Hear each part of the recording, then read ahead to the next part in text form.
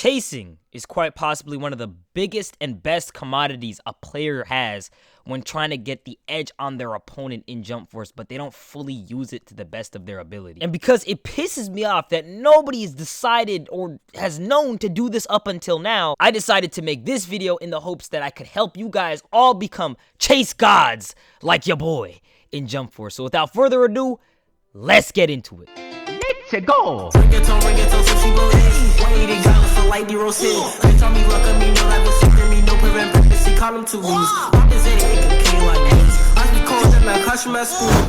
Now, some of you are probably wondering what chasing has to offer you in terms of making you better as a Jump Force player. And the simple answer to that question is a whole lot. Let's get started. So let's first start off with the bare bones basics of chasing. Now, chasing can be achieved by pressing the left bumper button on your controller of choice. Now, if you're using PS4, that would be the L1 key. If you're using Xbox One, that would be the LB key. And if you're using the PC, I don't know, spacebar?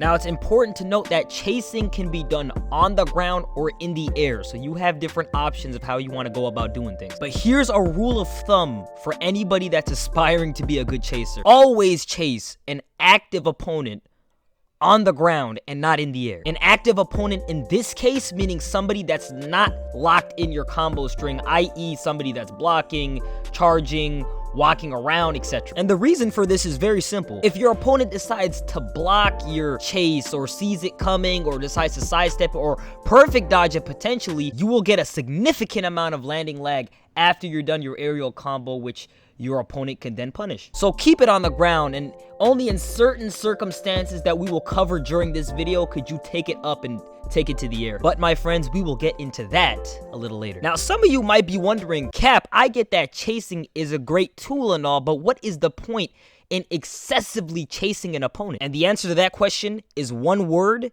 that any fighting gamer understands: momentum. There were times in the beta that I played opponents that were so much better than me. In terms of raw talent and knowledge in the game and its mechanics, they bested me, hands down. But the reason I was able to beat them was because of momentum. And the best way to build momentum in Jump Force is to chase your opponent, sometimes to the end of the map if you have to. The reason for this is you don't want your opponent thinking of different moves or techniques that they can potentially use on you. You don't want to leave them idle because you don't want them thinking of an offensive mindset to where they can think what combo cancels or ability links or potential spam they can use or abuse. You want to constantly keep chasing your opponent to where they're only thinking from a defensive mindset. How do I get out of this chase chain? How do I get out of this guy's combo chain? You keep them thinking defensive. The more defensive they think, the more momentum you build. The more they run or stamina dash out of chase combos is the more chances you have to chase them again to build momentum again. Chasing is a beautiful tool because it constantly keeps your opponent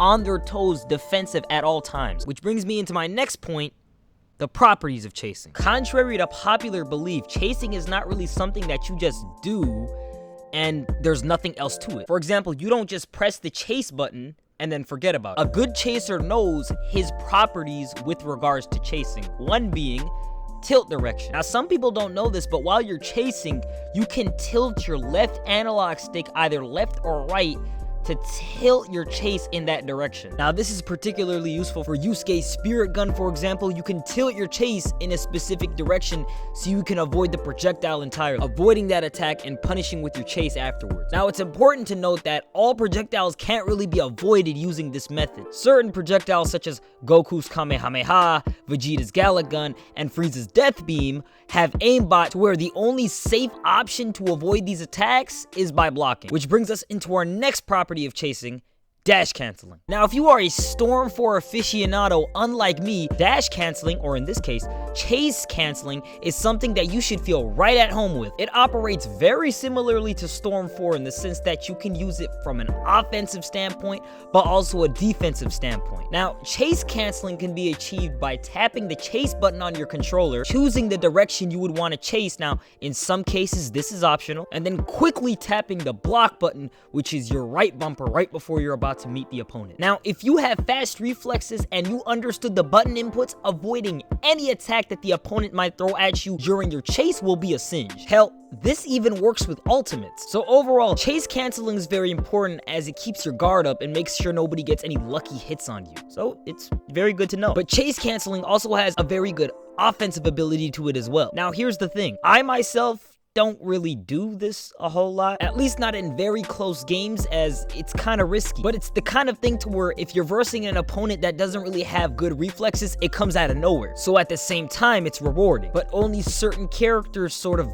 benefit from this out of the nowhere attack. But anyways, here's the scoop. You want to do the exact same thing as you would do for a defensive chase cancel. The only difference now being, as soon as you stop the chase with your block, you want to immediately hold the right trigger and link into one of your abilities. Now here's the thing, this can't really be abused with any character in the game. Only certain characters are able to do this because only certain characters' abilities come out really quickly. Take the character on screen, Luffy for example. His red hot comes out extremely quickly before going into a cutscene transition, maybe frame 2 or 3. Luffy is the perfect example of a character that can use this technique to sort of throw off the opponent because the ability comes out so damn quickly. But this ability also works well with characters like Vegeta, Goku, Toguro, Yusuke, sort of. In essence, it's all about finding the right character and the ability to do it with. Alright Cap, enough dilly-dallying.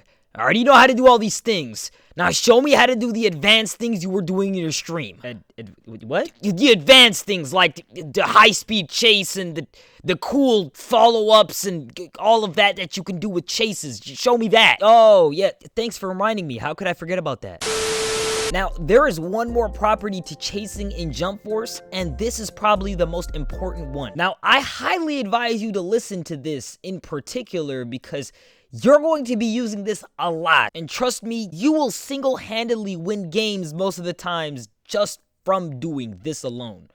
So listen up. Like I said before, this game rewards players that chase a lot and are really aggressive in their approach. But the main problem that players have is they build their momentum through combos or cancels or what have you, and then once their opponent's stamina cancels backwards, they lose all the momentum. Well, gone are the days of that, my friends. Let me introduce to you the super chase. The super chase, or the high-speed chase, is a technique used to where you're able to chase the opponent even after they stamina cancel out of your combo. And I don't think I need to explain to you how important that is. Now, super chasing is a little bit tricky, but here's the premise of it. In order to super chase an opponent, you press the chase button right before or at the time of them stamina canceling. Also, make sure to tilt your left stick in the direction that they're stamina canceling in. This will create a high-speed chase with 100% hit priority over your opponent. Now, I want to point out the fact that absolutely any character in this game is capable of doing this. And you know that you've done this correctly when it looks exactly like how it looks like on screen. But that's not the best part about it. The best part about it is you can legitimately super chase to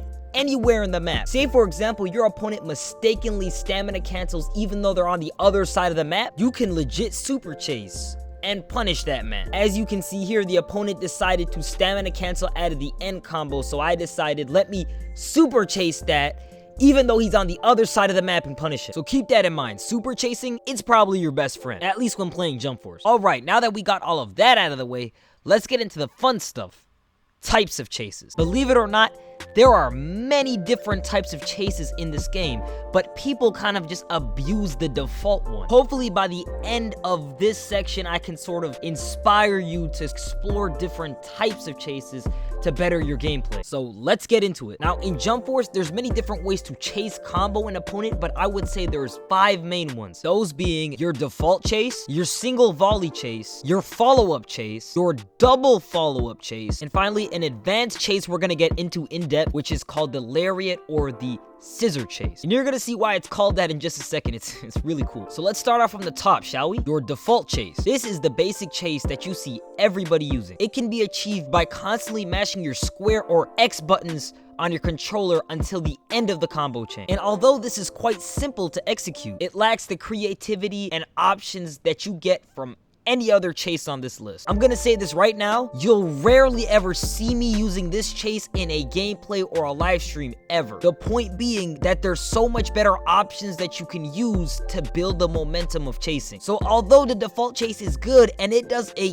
good enough amount of damage, just know that there's better options that you can use to get the most out of your chasing. On to chase 2, the single volley chase. This is a really sort of quick in and out chase combo. This can be done by constantly pressing square or X if you're on Xbox up until the first launch hit, about right there approximately. After that, you want to press the chase button to initiate the chase. Now, single volley chases are extremely effective as they are less likely to be countered compared to the other chases that are on this list. Now, I used to use these all the time, but recently I stopped using them due to the fact that the combo string, in my opinion, isn't long enough. The way I look at it is, the longer the chase, the better the momentum. But if you're the type of person that hates constantly getting countered in the middle of chase combos, single volley chasing is your way to go. On to the third chase, the follow-up chase. And let me tell you, this is the meat and potatoes of it all. Let's begin. The follow-up chase can be done by constantly mashing square or X, if you're on Xbox of course, but instead of pressing the chase button after the first launch hit, you do it after the second. Now, if all is done correctly, you should be at this point right here. Remember when I told you guys earlier in the video that there's only one time you should chase in the air? This is that one time. Now, for the rest of the video, we will refer to this as the set position. Now, this is the position where you choose what you want to do and how you want to do it, similar to a setter in volleyball. Allow me to explain this ideology further. Now, a setter's job in volleyball is to determine who he should give the ball to in order to score the point. They are ultimately the offense,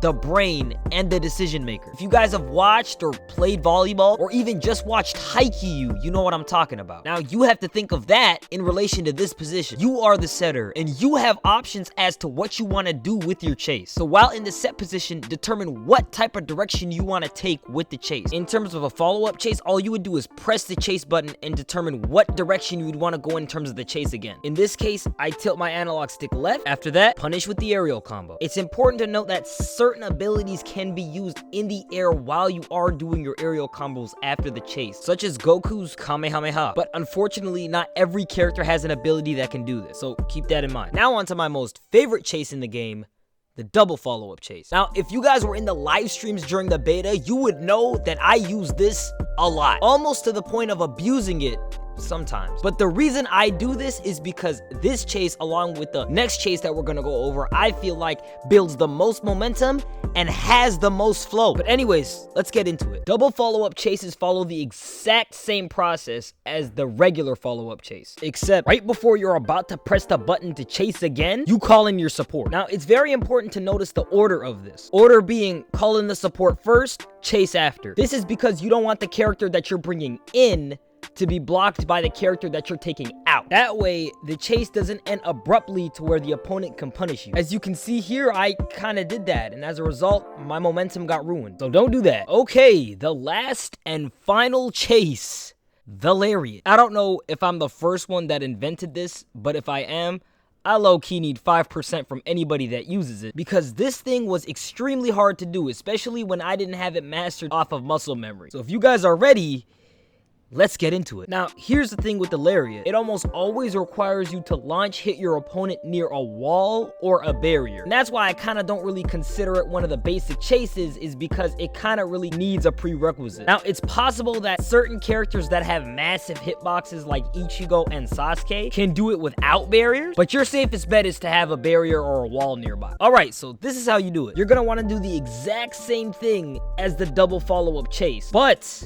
and this is very important, you're gonna want to wisely choose which direction you chase it. This is because you want your chase character to be on the opposite side of the character you're switching in. Now, what you're probably thinking is, what direction will the character that I'm switching in for go? When you switch in a character, it auto chases and looks for the quickest possible path to the opponent. As you can see, the quickest possible path to the opponent here is right. As a result, I chase left with my character that's in the set position, creating a lariat dynamic to where both characters from either side are ganging up on that one character. Pretty cool, am I right? Yeah, see, I got this idea from prison. See, when you would drop the soap, two guys would come from either side. I got this idea from playing the game real hard and being a prodigy. Yeah. Well, there you go, person that's watching. You are now a certified chase god. How does that feel? Better than when I was in prison?